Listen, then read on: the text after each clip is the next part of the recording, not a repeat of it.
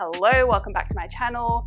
My name is Jodie and I help you change your beliefs so you can change your body, your health, and your life. All right, so this video, I want to talk about a question I got to do with the whole skinny fat situation and losing body fat and what happens when you kind of increase your food intake. This person was basically asking, if I add 100 calories to what I'm eating now, will that allow me to still continue losing body fat?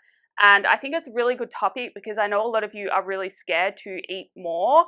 And the reality is you don't need to be scared to eat more. Like, I should have said to this person, like, why don't you just try it and see? Because at the end of the day, you need to understand adding 100 calories more per day, it's such a small amount, really. And if it does cause you to gain some body fat, you are going to realize it before it kind of gets out of control, and like you're not going to turn fat by adding 100 calories to your day. So you really don't need to stress about it, but there's so much more I want to talk about because of the way everything was worded, and I think it will help you. So I go on and on about how if you are skinny fat and you want to lose body fat, you don't need to lose weight. Therefore, you do not need a deficit, right? Because a calorie deficit controls weight loss. You can lose body fat given that you are training correctly, you are eating enough protein, and you are generally active. You can lose body fat eating at maintenance. Yes, you will end up in a deficit on some days to allow for fat loss to happen, but because you are fueling your body and your workouts, you have more energy to put into them, and then so you're going to end up burning more energy. And then on the days you don't, you're supporting the muscle growth side of things, which is what you really need to focus on if you're skinny fat. And that's how your weight ends up maintaining, right? So this person, she is eating 1,200 calories, basically 1,265. I'm going to put the question up here, I think, because we're going to go through it. So she's eating 1,265 calories a day, going through fat loss deficit, and she's 49 kilograms. So knowing that already, I have a client that is in the high 40 kilogram mark. When she started, she was around 46, I think, so very petite. And now she's up to 52 kilograms, but she's not fatter. She has actually lost body fat and just built a lot of muscle. So she's actually leaner even though she's heavier. Anyway, so I know from this we're talking about kind of a skinny fat situation, and she wants to know if she goes up 100 more a day, would that affect my loss? In short, no, it's not, but I have issues with how this person is doing everything because at the end of the day, she doesn't need to be in deficit, full stop. So she can definitely increase her calories by 100 more per day. She's working out a lot, doing cardio. Like, that is not enough food. I don't care how short you are, how petite you are. That is not enough food to fuel that level of activity. In my opinion, she would be getting better results by eating at maintenance, not in a deficit. And then she also said, I'm fed up following the consistent macros and getting hungry.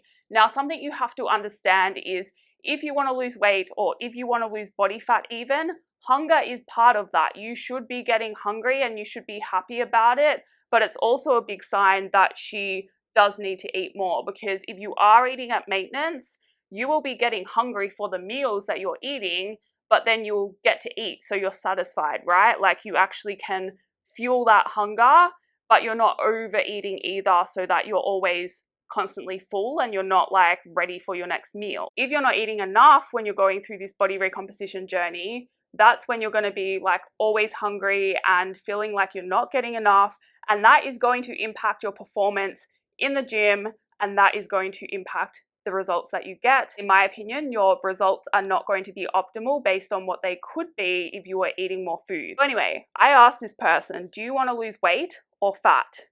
And then she replied, how much fat have you got at 49 kilograms? And here's the thing, right? I don't really know what she was getting at here because she didn't answer my question, but I was trying to get at the fact that weight loss and fat loss are different things, right? And if you want to lose weight, then you need a deficit. If you don't want to lose weight, which I wouldn't recommend this person being 49 kilograms, I wouldn't recommend she loses weight. So she wants to lose body fat. Regardless of your weight, if you don't have a lot of muscle, your body fat percentage can be high. And I remember my client, when she started with me, she was weighing in the 40s, right? And so tiny, but she had a lot of body fat on her. And she didn't end up losing that body fat by eating in a deficit. I think she was eating around the same amount of calories when she started from memory, but we increased her calories and now she's eating 2,300 calories and leaner than what she was when she started. I really want to drum that into you. You do not need a deficit if you don't need to lose weight. And trying to do all that activity on even 1,300 calories, 1,360, that's not really enough food. And you can probably build your calories up a lot higher, feel a lot better, not have to deal with so much hunger, and then your training is going to feel better. You don't even need to do the cardio, but you can if you really want to. But you have to be fueling everything. What I would do if I was this person is, yes, okay, go slow so that you have control over the process and that you can see that by adding a tiny bit more, it's not going to cause fat gain and you are still going to be able to continue losing body fat, building muscle at the same time, and most importantly, feeling a lot better. So add 100 calories, stick to those calories for a week or 2 or 3 if you really want to, and then add another 100 and do the same thing, and then add another 100 and keep pushing up. And you'll probably see that your weight doesn't really change because of input impacting output.